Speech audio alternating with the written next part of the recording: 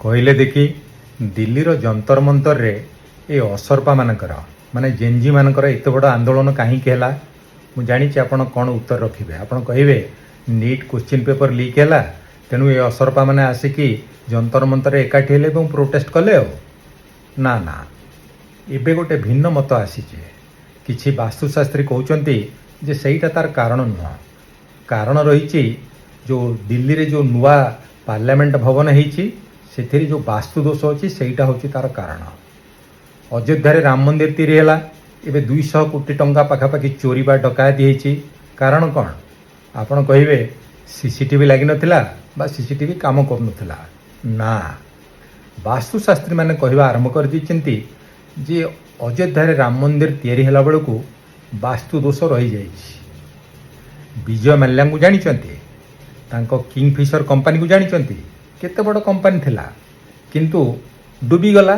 କାହିଁକି? ଆପଣ କହିବେ ମିସମ୍ୟାନେଜମେଣ୍ଟ। ନା, ବାସ୍ତୁଶାସ୍ତ୍ରୀ ଜଣେ କହିଲେ ଯେ ବିଜୟ ମାଲ୍ୟାଙ୍କର ଯେଉଁ କିଙ୍ଗଫିଶର କମ୍ପାନୀର ହେଡ଼କ୍ୱାର୍ଟର ବିଲ୍ଡିଂ ମୁମ୍ବାଇର ଏୟାରପୋର୍ଟ ପାଖରେ ଥିଲା, ଏତେ ବଡ଼ ବିଲ୍ଡିଂରେ ବହୁତ ବଡ଼ ବାସ୍ତୁ ଦୋଷ ଥିଲା, ତେଣୁ ସେ କମ୍ପାନୀ ଡୁବିଗଲା। ଆପଣ କେସିଆରଙ୍କୁ ଜାଣିଛନ୍ତି? କେ ଚନ୍ଦ୍ରଶେଖର ରାଓ କିଏ? ତେଲେଙ୍ଗାନାର ଫାଷ୍ଟ ଚିଫ୍ ମିନିଷ୍ଟର।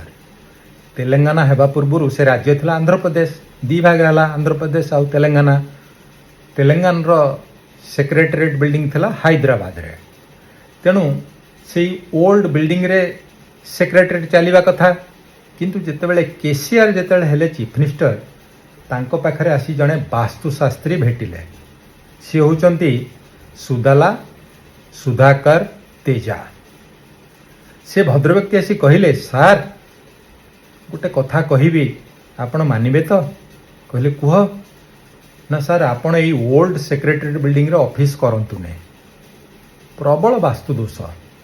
ଆପଣ ନୂଆ ସେକ୍ରେଟାରିଏଟ୍ ବିଲ୍ଡିଂ ଗୋଟିଏ ତିଆରି କରନ୍ତୁ, ସେଇଠି ଅଫିସ୍ କରନ୍ତୁ। ଆପଣ ପୁରା ଲାଇଫ୍ ଟାଇମ୍ ଚିଫ୍ ମିନିଷ୍ଟର ହେଇଯିବେ। ଆପଣଙ୍କ ଚେୟାରରେ ଫେଭିକଲ୍ ଲାଗିଯିବ। ଆପଣଙ୍କୁ ଆଉ ଚିଫ୍ ମିନିଷ୍ଟର ଚୌକିରୁ କେହି ହଟେଇ ପାରିବେ ନାହିଁ। ଏଇଭଳିଆ ତୋଷାମଦିଆ କଥା କାହାକୁ ଭଲ ନ ଲାଗିବ। ତେଣୁ କେସିଆର କହିଲେ, ତମଠୁ ବଳି ଆଉ କିଏ ମୋର ୱେଲ୍ ୱିଶର ଅଛି କହିଲ? ସାଙ୍ଗେ ସାଙ୍ଗେ ସେଇ ଦିନ ତାକୁ OSD କରିଦେଲେ। PWD ଡିପାର୍ଟମେଣ୍ଟର ଚିଫ୍ ଇଞ୍ଜିନିୟରଠୁ ଆରମ୍ଭ କରି ଜେଇ ପର୍ଯ୍ୟନ୍ତ ସବୁ ତାଙ୍କ ଅଣ୍ଡରରେ। 600 କୋଟି ଟଙ୍କାର ଗୋଟେ ନୂଆ ସେକ୍ରେଟାରିଏଟ୍ ବିଲ୍ଡିଂ ତିଆରି ହେଲା। ଭଦ୍ରବ୍ୟକ୍ତି 30 କୋଟି ଟଙ୍କା ଦାନ କଲେ ତିରୁପତି ମନ୍ଦିରରେ। ଚାର୍ଟାର୍ଡ ଫ୍ଲାଇଟ୍ରେ ନିଜ ସ୍ତ୍ରୀକୁ ଧରିକିରି ଗଲେ ଚାରିଆଡ଼େ, ମାନେ ପୁରା ବିଶ୍ୱ ସେହି ସମୟରେ କୋଭିଡ ଭାଇରସରେ ଆକ୍ରାନ୍ତ। କିନ୍ତୁ mister KCR, K Chandrashekar Rao, chief minister of Telangana, ବାସ୍ତୁ ଭାଇରସରେ ଆକ୍ରାନ୍ତ ଥିଲେ। କିନ୍ତୁ ବାସ୍ତୁ ତାଙ୍କୁ ରକ୍ଷା କରିପାରିଲା? ସେ ଚୌକରେ ଯେତେ ଫେଭିକଲ୍ ଲଗେଇଥିଲେ ସବୁ ଶୁଖିଗଲା। ଆଉ ଚିଫ୍ ମିନିଷ୍ଟର ଅଛନ୍ତି? ନା। ଗୋଟେ କଥା ଆପଣ ପଚାରନ୍ତୁ ଯେ ଆଗରୁ ଯେତେ ସବୁ ନେତା, ଅଭିନେତା, କୋଟିପତି, ପୁଞ୍ଜିପତି, IAS ଅଫିସର, IPS ଅଫିସର, ଏଇମାନେ ସବୁ ବାସ୍ତୁ ଭାଇରସରେ ଆକ୍ରାନ୍ତ ହେଉଥିଲେ। କାହିଁକି? ତାଙ୍କ ପାଖରେ ଥିଲା ପ୍ରତିପତ୍ତି, କ୍ଷମତା, ପାୱାର, ପଇସା କ'ଣ ନାହିଁ ତାଙ୍କ ପାଖରେ। ତେଣୁ ବାସ୍ତୁ ଭାଇରସ ଯାଇକି ସେଇମାନଙ୍କୁ ଆଟାକ୍ କରୁଥିଲା। କିନ୍ତୁ ଏବେ ସାଧାରଣ ଲୋକଙ୍କୁ ବି ଆଟାକ୍ କଲାଣି। ଆଉ ଯେମିତି କୋଭିଡ ଭାଇରସ ପାଇଁ ଇଞ୍ଜେକ୍ସନ୍ ଆସିଲା, ଏଇ ବାସ୍ତୁ ଭାଇରସ ଠାରୁ ମୁକ୍ତି ପାଇଁ କିଛି ଅଛି ନା ନାହିଁ ନିରାକରଣ? ଅଛି। ତା ପାଇଁ ବି ଇଞ୍ଜେକ୍ସନ୍ ଅଛି। ସେଇଟା ହେଉଛି ବୌଦ୍ଧିକ ଇଞ୍ଜେକ୍ସନ୍, ପ୍ରଶ୍ନ ପଚାରିବାର ଇଞ୍ଜେକ୍ସନ୍। ଆସନ୍ତୁ କେତେଟା ପ୍ରଶ୍ନ ପଚାରିବା। ଭାରତବର୍ଷରେ ଅନେକ ଲୋକ ବାସ୍ତୁ ଭାଇରସରେ ଆକ୍ରାନ୍ତ। ଘର ତିଆରି କଲା ବେଳକୁ ବାସ୍ତୁ ଘୋଷି ହୁଅନ୍ତି। କିନ୍ତୁ London, Tokyo, Washington, New York, Dubai ଏସବୁ ଜାଗାରେ ଯେତେ ବଡ଼ ବଡ଼ ସବୁ ଟାୱାର ଅଛି, କେଉଁଟା ତ ବାସ୍ତୁ ଆଧାରିତ ନୁହଁ, କିନ୍ତୁ ବେଶ୍ ମଡର୍ଣ୍ଣ ଟେକ୍ନୋଲୋଜିରେ ତିଆରି।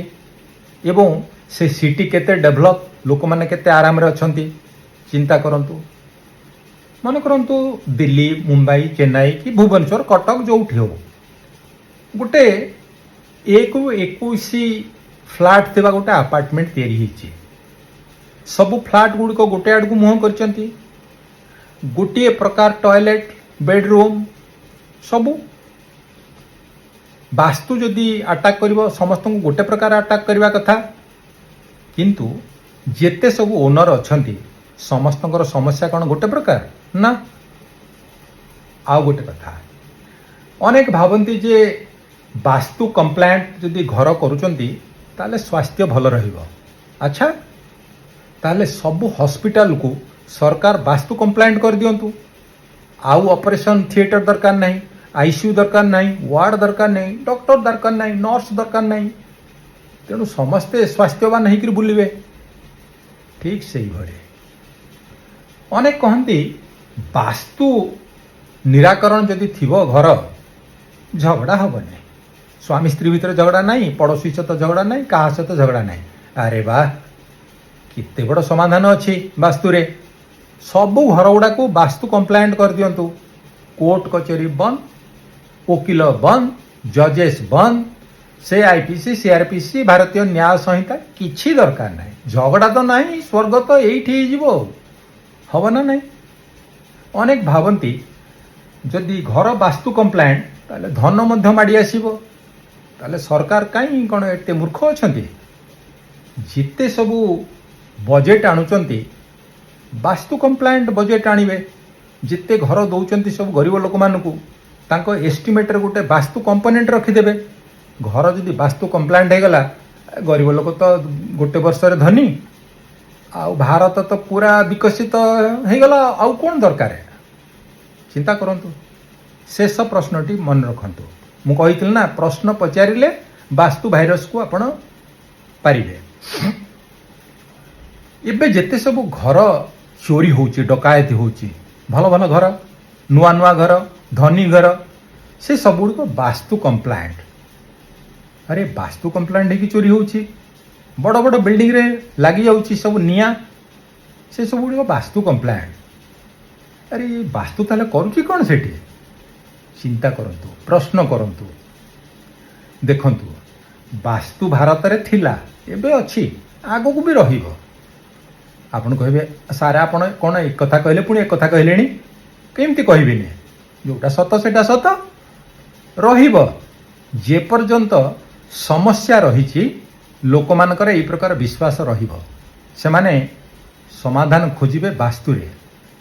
କିନ୍ତୁ ଆପଣ କୁହନ୍ତୁ, ସମାଧାନଟା କେଉଁଠି ଅଛି?